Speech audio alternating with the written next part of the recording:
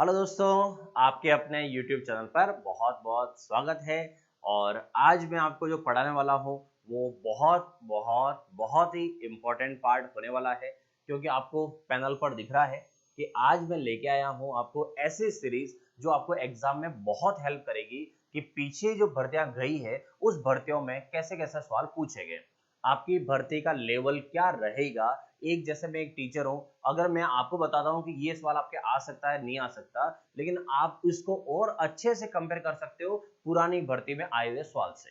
तो एक तो मैं हेल्प कर रहा हूँ, दूसरा आपकी हेल्प कौन कर रहे हैं, पुराने पेपर, कि वो कौन से टॉपिक से किस तरह के सवाल आपसे पूछ रहे हैं। ठीक है, तो अब आज आज का जो पहला वीडियो है रीड के बारे में, उसको मैं ला रहा हूँ पहला टॉपिक। और वो पहला टॉपिक कौन सा है दोस्तों, वो है आपका संख्या पद्धति नंबर सिस्टम।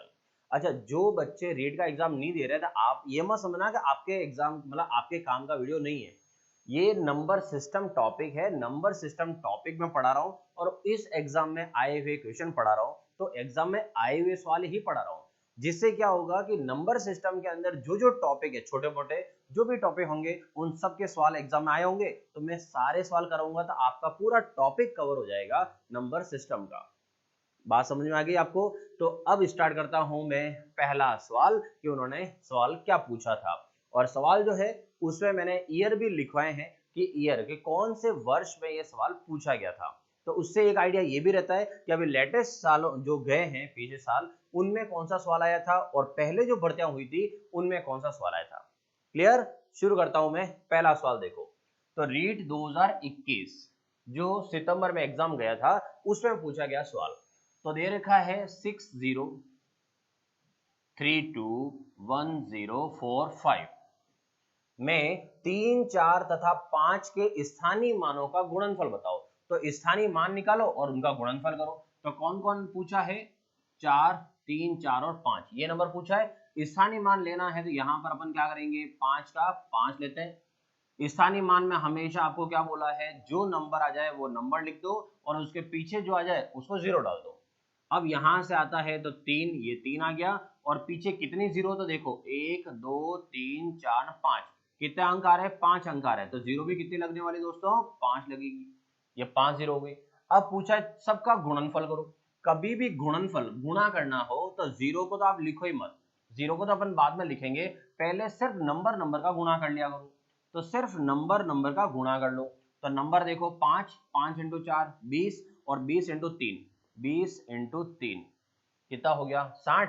अब 60 के बाद अब आपको जीरो लगानी है जो एक्स्ट्रा आ रही है, तो मतलब जो यहाँ थी तो एक्स्ट्रा कितनी थी, 1 2 3 4 5 और एक ये 6, कितनी है 6 और आएगी और एक पहले से लगी हुई है, तो 1 2 3 4 5 6, तो टोटल कितनी जीरो हो गई फिर 7। तो 6 के बाद 7 जीरो आ जाए वो ऑप्शन पे टिक लगा दो। तो यहां से 6 के बाद तो 7 जीरो, 1 2 3 4 5 6 ना 7, 7 है और एक 6 लगा हुआ है, इसका मतलब इसका सही आंसर कौन सा हुआ, डी। ठीक है, ये था स्थानीय मान से पूछा गया सवाल। चलिए आगे देखो और क्या पूछा है। 1 करोड़, मतलब ये सवाल कहां से उठाया इन्होंने, ये सवाल उठाया है संख्या पद्धति मतलब जो नंबर सिस्टम है उसके अंदर भारतीय मुद्रा, जो रीड फर्स्ट लेवल वालों के सिलेबस पे है, ये सवाल वहां से आया। सबसे पहले क्या बोला है, 1 करोड़, 1 लाख, 1 हजार। अब कुछ बच्चे जो लिखेंगे वो 1 करोड़ को कैसे लिखेंगे, इकाई, दहाई, सैकड़ा, हजार, ऐसे। इसकी जगह आप थोड़ा सा ध्यान रखो, तो 1 करोड़ जो करोड़ होता है उसमें जीरो कितनी होती है, हमेशा ये ध्यान रख लो आप। तो 1 करोड़ में जीरो होती है कितनी, 7। उसके बाद आता है कौन, उससे पहले करोड़ से भी पहले आता है कौन, आता है लाख। लाख में कितने जीरो होती है, 5 जीरो होती है। फिर आता है एक नाम कौन सा, हजार। जो हजार है उसमें कितनी जीरो होती है दोस्तों, 3 जीरो होती है। इसका मतलब है हजार में है 3 जीरो, दो और ज्यादा हो गए तो लाख बन गया 5 जीरो, दो और ज्यादा हो गए तो करोड़ हो गया 7 जीरो। अब इससे हम बोला है कि 1 करोड़, तो 1 करोड़ का मतलब एक लिखो और उसके पीछे जीरो डाल दो 7, 1 2 3 4 5 6 7, ऐसे। फिर क्या है, 1 लाख, 1 लाख मतलब एक लिखो और 5 जीरो, लेकिन ये है कि जीरो यहाँ सब लाइन वाइज होनी चाहिए, तो फिर इधर से 1 2 3 4 5, ये लिख दिया 5 और फिर एक लिख दिया, ये हो गया 1 लाख। आगे लिखा है 1 हजार, 1 हजार मतलब 1 2 3, 3 जीरो और फिर आ गया 1 हजार। फिर है 100, 1 और 100 मतलब 2 जीरो, ये 2 जीरो, ये आ गया 1। फिर लिखा है क्या 1, ये 1, ठीक है। और ये तो मैं आपको लिख के बता रहा हूँ एक एक, वरना आप ऑप्शन ही चेक कर लो, डायरेक्ट ऑप्शन पढ़ लो, ऑप्शन में कौन सा 1 करोड़ वाला बना हुआ है। वरना सिस्टमेटिक देखें तो ये इस तरह से करते तो 1 आता, फिर आता 0, फिर 1, फिर 1, फिर 0, 1 और 0 और 1। मतलब इसका सही आंसर जो है वो क्या है 10101101। तो 10101101 मतलब ऑप्शन कौन सा है दोस्तों, सेकंड। कौन सा ऑप्शन आया है, सेकंड ऑप्शन, ठीक है। वरना पढ़ना चाहो तो यहीं से पढ़ के भी आप कर सकते हो, कोई दिक्कत नहीं है।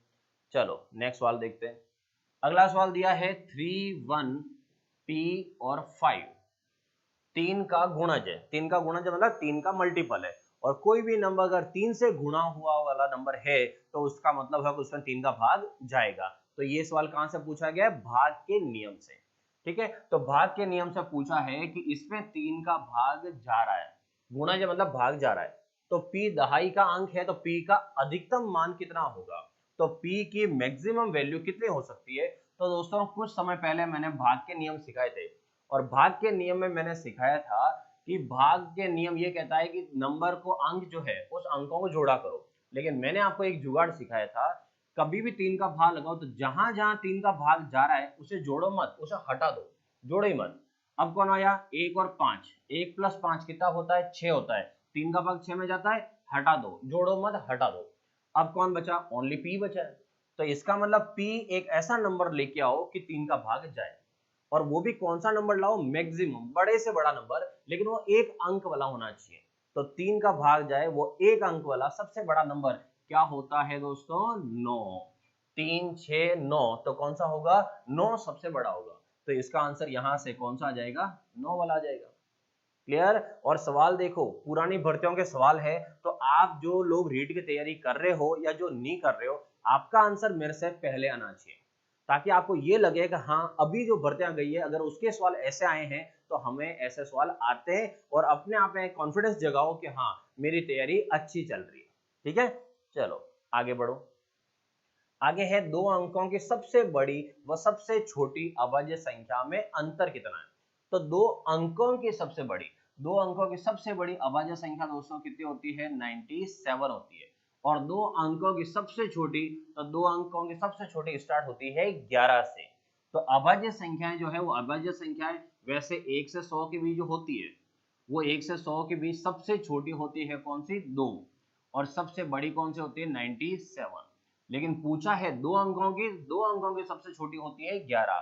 तो अब आपसे अंतर पूछा है, तो 97 में से 11 लेस कर दो, और 97 में से 11 गया तो कितना आया दोस्तों, 86। तो इसका आंसर क्या हो गया, 86, ठीक है। और अगर आपको ये सीरीज जो मैंने अभी नया पैटर्न जो सीरीज बनाई है, पुराने सारे क्वेश्चन जो है, 2 दिन से मैं वीडियो क्यों नहीं बना पाया था, पुराने सारी भर्तियों के सवाल कलेक्ट किए हैं, सारे सवाल एक जगह इकट्ठे किए, संख्या पद्धति का अलग, प्रतिशत के अलग, लाभ आने के अलग, ऐसे करके आपके सामने ये सीरीज लेके आया हूँ। तो अगर आपको ये सीरीज पसंद आए तो मुझे कमेंट करके जरूर बताइए कि सर आगे भी वीडियो इसके जरूर बनाना, वो भी टॉपिक वाइज। तो मैं टॉपिक वाइज कलेक्शन कर रहा हूँ सारे क्वेश्चन का, फिर आपके सामने मैं परोस रहा हूँ, ठीक है। तो अगर आपको चीज पसंद आए तो मुझे बताना जरूर आप। 50 पैसे के 16 सिक्कों का मूल्य बराबर है, इन 4 ऑप्शन में से बताना है। तो 50 पैसे का मतलब आधा रुपया, ठीक है, और आधे रुपए के कितने सिक्के हैं दोस्तों, 16 सिक्के।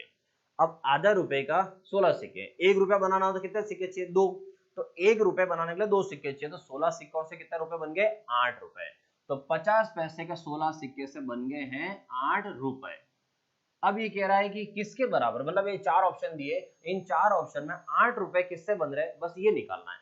तो सबसे पहले 1 रुपए के 4 सिक्के, तो 1 रुपए के 4 सिक्के मतलब 4 रुपए। उसके बाद आया 2 रुपए के 3 सिक्के, 2 रुपए के 3 सिक्के मतलब 6 रुपए, 6 इसके न 4 इसके, कितने हो गए दोस्तों, तो 6 4 10 रुपए, पहला ऑप्शन गलत। दूसरा 2 रुपए के 3 सिक्के, तो 2 रुपए के 3 सिक्के हो तो 6 रुपए हुए, और 25 पैसे के 8 सिक्के। अब 25 पैसा जो होता है, उस 25 पैसे से अगर मुझे बनाना हो 1 रुपया, तो 25 पैसे से 1 रुपया बनाना, तो 1 रुपए के लिए मुझे 4 सिक्के चाहिए। यहाँ कितने सिक्के पड़े हुए, 8।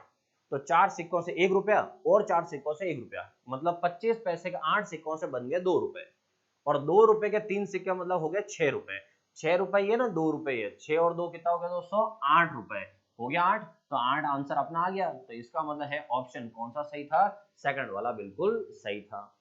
क्लियर, चलो और आगे बढ़ते हैं। आगे है, ये दिया है 25 प्लस 12 इंटू 33 माइनस 25 डिवाइड 5। अब ये सवाल कहां से है दोस्तों, तो ये सवाल पूछा है उन्होंने बोर्ड मास से, मतलब प्लस माइनस करना, सिर्फ आपसे इतना सा पूछा है बोर्ड मास से। तो सवाल है 25 प्लस 12 इंटू 33 माइनस 25 डिवाइड 5, ठीक है। और बोर्ड मास से पूछा है, तो दोस्तों बोर्ड मास क्या बोलता है कि कौन सा चिन्ह पहले लेना चाहिए, तो बी मतलब ब्रैकेट हो तो ब्रैकेट लो, ब्रैकेट नहीं है। ओ मतलब ऑफ, ऑफ भी नहीं है। डी मतलब डिवाइड, ये डिवाइड। एम मतलब मल्टीप्लिकेशन, ये मल्टीप्लिकेशन। ए एडिशन और सब्ट्रैक्शन, मतलब ये साइन क्रम है कि पहले भाग होगा, फिर गुणा होगा, फिर प्लस होगा ना माइनस होगा। अच्छा, प्लस माइनस कर सकते हो आगे पीछे, कोई फर्क नहीं पड़ता है, लेकिन बाकी वालों को बहुत फर्क पड़ता है। तो अभी यहाँ देखो, एक तो है ये वाला डिवाइड, भाग लगाना है, और एक है ये गुणा। अब गुणा के देखो, आगे यहाँ प्लस है और पीछे माइनस है, तो गुणा कर लो आप एक साथ, और एक भाग भी लगा दो, दोनों एक ही साथ कर सकते हो, क्योंकि बीच में प्लस माइनस है तो कोई फर्क नहीं पड़ेगा इनको। तो फर्स्ट में यहाँ पर 25 प्लस गुणा करें, 12 3 36 हासिल 3, 12 3 36, 36 और 3 39, और माइनस 5 का 25 में भाग लगो, कितना आया, 5 आया। अब यहाँ से है 25 प्लस, इसमें से माइनस करो, तो माइनस करोगे कितना आएगा, 391 आया। अब इसके साथ इसको प्लस कर लो, तो 5 और 1 कितना हो गया, 6, 9 और 2 11 की 1 हासिल 1, कितना आया, 416। तो ऑप्शन में देखो कितना लिखा है, 416, कहाँ लिखा है, ऑप्शन सी में लिखा हुआ है। क्लियर बिल्कुल, ठीक है। चलो, तो एक बोर्ड मास से इन्होंने सवाल पूछा था, ये हो गया आपके कहां तक, रीट 2021 के जो सवाल थे, वो कितने सवाल आए हैं आपके, टोटल मिला के 7 सवाल आए, ठीक है। और फर्स्ट में वो पेज था, इसका मतलब 6 सवाल, तो टोटल मिला के 6 सवाल इन्होंने पूछे थे। अब मैं आ रहा हूं यहाँ पर आगे, ठीक है। तो यही टॉपिक, अच्छा नया टॉपिक नहीं है, टॉपिक वही है, बस साल चेंज हुआ है। ये साल है 2017 वाला, ठीक है। अब इन्होंने सवाल पूछा था 9x 7 6, फिर वापस x 6 y 9। अब इन्होंने लिखा कि इसको घटाओ, और घटा के आंसर लेके आओ 3y 7, ठीक है। बहुत दिमाग वाला सवाल लगाया इन्होंने, मतलब दिमाग वाला सवाल दिया इन्होंने, लगाना तो पड़ा बच्चों को। अब इन्होंने पैटर्न जो बनाया वो क्या था कि देखो, ये y है, ये y है, ये y, मतलब तीनों जगह एक सेम नंबर आना चाहिए। दूसरा, यहाँ x है और यहाँ x है, यहाँ का नंबर बिल्कुल क्या आना चाहिए, सेम। ऑप्शन में देखा जाए तो ऑप्शन क्या कह रहा है, x 9 3 5 4, मतलब यहाँ तो x के चारों ही मान अलग अलग है।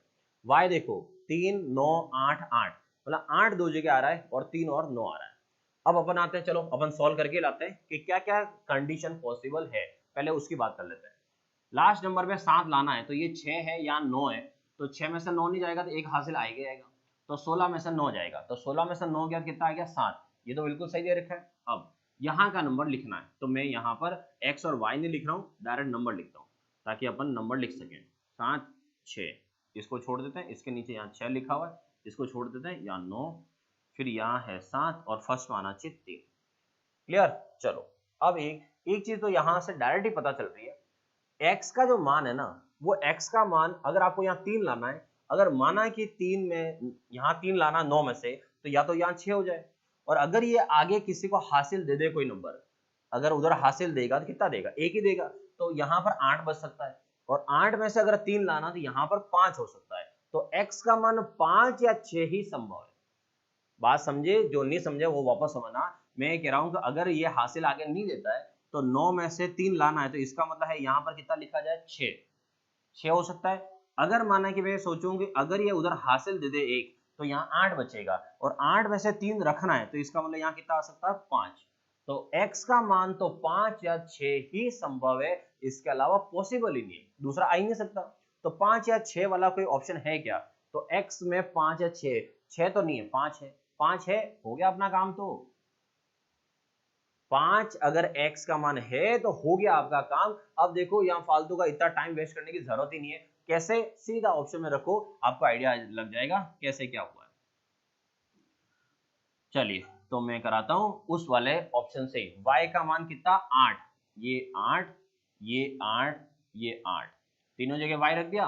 और x का मान कितना दोस्तों 5, और यहाँ पर ये 5 रखो और चेक कर लो सही है या नहीं।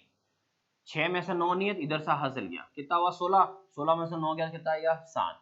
अब यहाँ बचा 6, 6 में से 8 जाएगा नहीं तो इधर से हासिल गया 1, कितना हो गया 16, 16 में से 8 गया कितना आया 8 आया। फिर इसने 1 हासिल दे दिया तो यहाँ कितना आया 4, 4 में से जाएगा नहीं तो इसने हासिल मांगा तो 4 का हो गया 14, 14 में से 6 गया कितना आया 8, बिल्कुल सही है। ठीक है, फिर यहाँ बचा कहता 8, 8 में से 5 गया कितना आया 3, बिल्कुल परफेक्ट है कि x x दोनों, ये देखो x और x सेम हो गए और y y तीनों सेम हो गए। तो इसका मतलब है इस तरह से जुगाड़ सोचा करो तो जुगाड़ से काम बन जाएगा। ठीक है, हमेशा मतलब सोचा करो। अच्छा, जुगाड़ मतलब कुछ हर कुछ नहीं किया अपने डायरेक्ट पहला नंबर ही सोचा तो पहला नंबर सोचते आपका आंसर आ गया। क्लियर, चलो आगे बढ़ते हैं। आगे है श्री x के पास 55,600 रुपए हैं। तो श्री x के पास, तो जो भी श्री हैं भाई साहब उनके पास 55,600 रुपए है। उसने इन्हें एक योजना में निवेश किया और उनके धन का 8 गुना प्राप्त किया। तो इसका 8 गुना उन्होंने प्राप्त किया तो मैं 8 का गुणा कर देता हूँ। 0 0 8 6 48 हासिल 4, 8 5 40, 40 और 4 44, वापस हासिल 4, 40 और 4 44। ठीक है, ये हो गया उन्होंने धन प्राप्त किया। उसके बाद फिर उसने 57,986 रुपए एक संस्था को दान कर दिया। तो डोनेट कर दिया, कितना डोनेट किया 57,986, ये डोनेट कर दिया। अब इसको क्या कर दिया माइनस, 10 में से 6 गया 4, मतलब कितना बचा है वो निकाल रहा हूं मैं डोनेट के बाद। तो 10 हासिल आया, 10 में 6 गया 4, 9 में से 8 गया तो कितना आया 1, 7, 17 में से 9 गया कितना आएगा 8, 3 बचा, 3 का आएगा 13, 13 में से 7 गया तो कितना आया दोस्तों 6, यहाँ वापस 3 है तो 13 में से 5 गया कितना आया 8, फिर यहाँ कितना बचा 3, ये बच गया। अब दान किया, दान करने के बाद पुनः उसने बचा हुआ पैसा धन निवेश किया और उसका केवल 1/3 प्राप्त किया, उसका केवल 1/3 ही उसको मिला है, 1/3। तो इसका मतलब 1/3 इसका निकालना पड़ेगा। तो अब वो पूछ क्या रहा है, तो बताओ x के पास धन कितना बराबर है। तो इसका मतलब वो ये पूछ रहा है कि अब उसको कितना पैसा मिला है। तो आपको क्या निकालना है 1/3, 1/3 का मतलब 3 का भाग लगाना है।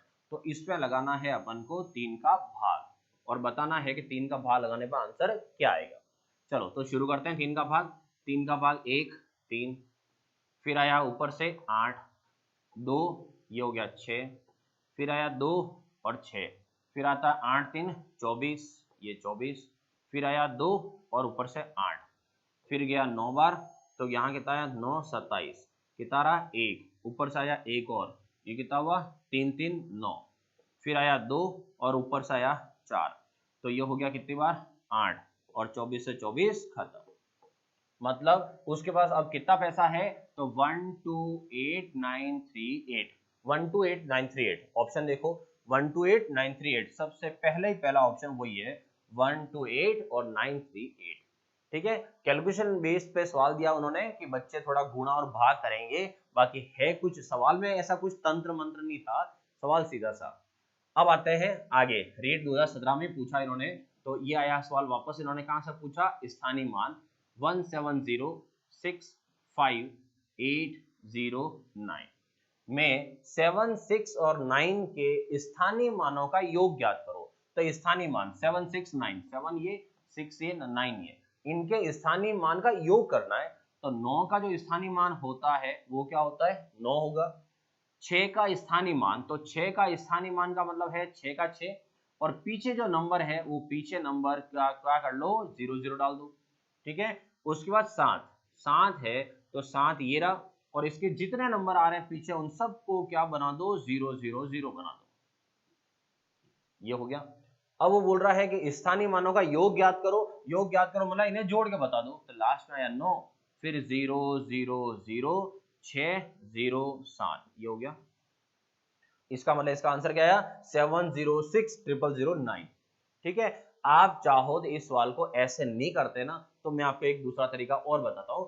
इस सवाल में जो नंबर इन्होंने बोले थे 17065,809, ठीक है, जो नंबर इन्होंने बोले थे कि इनका स्थानीय मान का योग ज्ञात करो, तो आपको क्या करना था, इन नंबर के अलावा जो थे उन सबको जीरो बना दो। जिसका स्थानीय मान निकालना उसके अलावा सबको जीरो बना दो। तो यहां से 7 रखना, मुझे 1 का पूछा ही नहीं, ये जीरो हो गया।